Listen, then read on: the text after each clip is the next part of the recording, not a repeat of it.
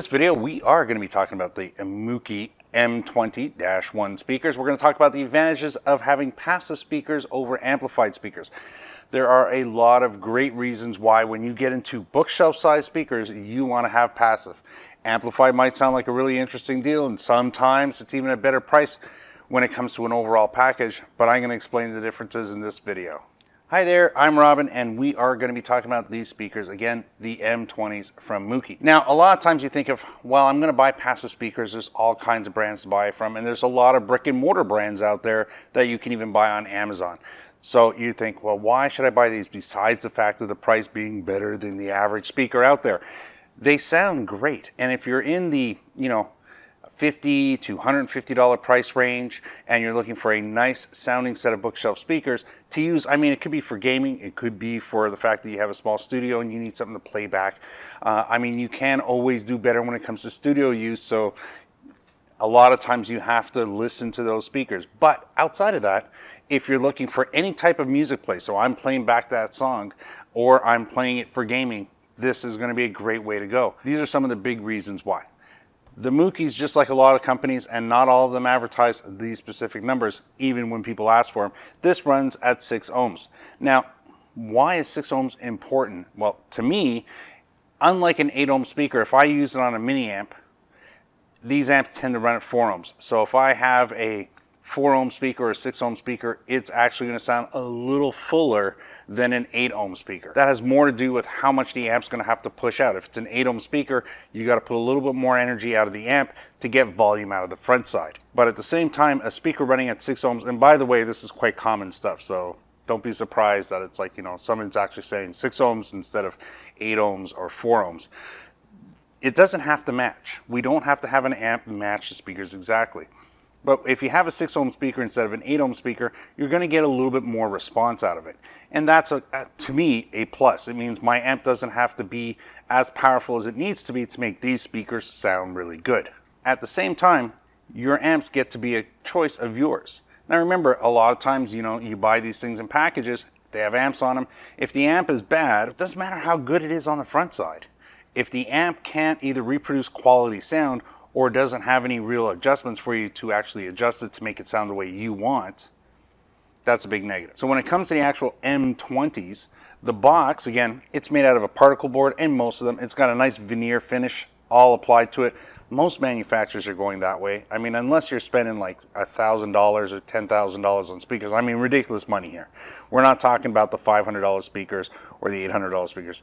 You got to spend some serious cash if you want an actual solid wood speaker. What you are looking for, though, is a good finish. You want to have a speaker that when you're not using it, or if you catch it off the corner of your eye, ooh, look at that speaker, it's got to look nice, and it does that job really well. They don't just finish off the front, the sides, top, but they also finish off the little details on the back, and they place the actual pads on the bottom, so we're not going to scratch it the very second we take it out of the box. So when we look at speaker connections on these speakers here, we'll have this one here for you so you can see it.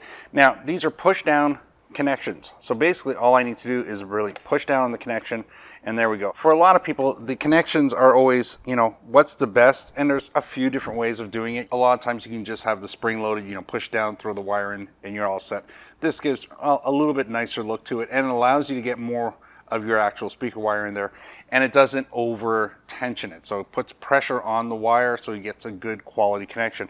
When it comes to banana plugs are great if you're going to be taking things off or if you've got a massive amount of wire to put into a connection.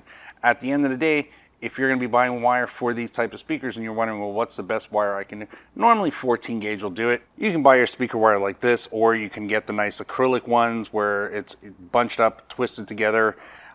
It all comes down to you, but 14 gauge is really a good way to probably go for it. And because you can mount them to brackets already pre-installed on the back of the speaker, they don't have to be in a convenient place. If you had an amplifier on it, it would definitely have to be in a convenient place. Having covers on and off, that's really your option. So that's why they do make the covers removable.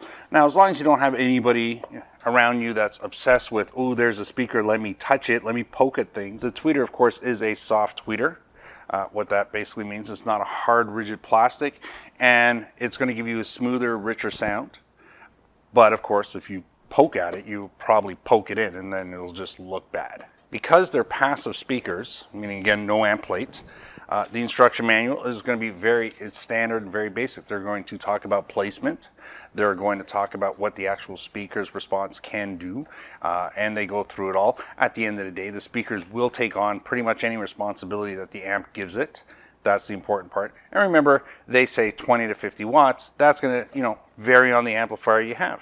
I wouldn't go and put a big honking old Sony receiver on there that's, 200 watts per channel. That would probably be a bad thing. You'd have to always moderate the volume on it, that's for sure. It doesn't mean you can't use it. That's also very important. So we're going to take a listen to it, but just before we do that, again, when you look at the brands, there's a lot of them that are very similar. And that's because entry level for a lot of the big brand names, again, the retail box brand names, they don't really design or manufacture speakers. What they're looking for from the manufacturers, they tend to go into what they have as a showroom. They'll tweak existing offered products and say, well, we want it to be this color, or we want it to have this finish on it.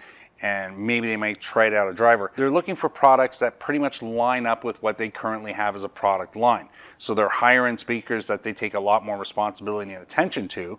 And those are the ones that they tend to dump in their research and development into, and also put in a lot of their marketing.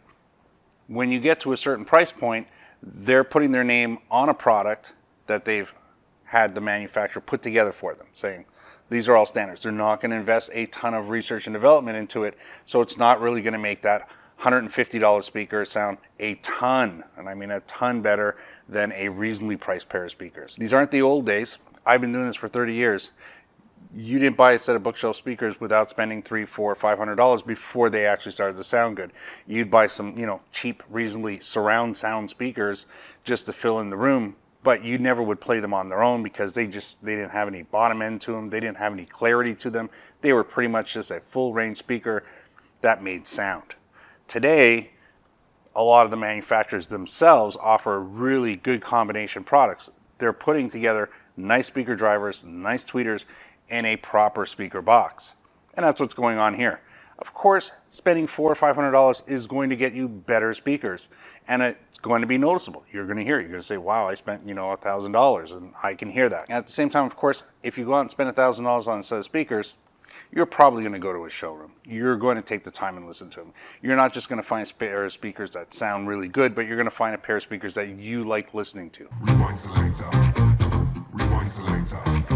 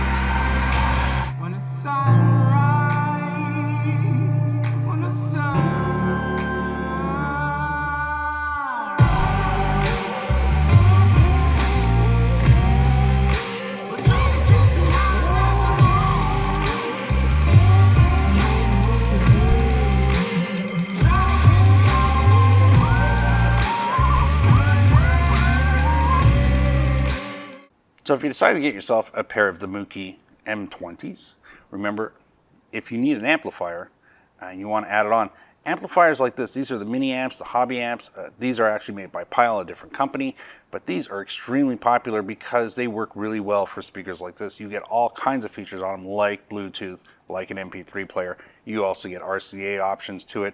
You can put a 3.5 connection off of your computer to it.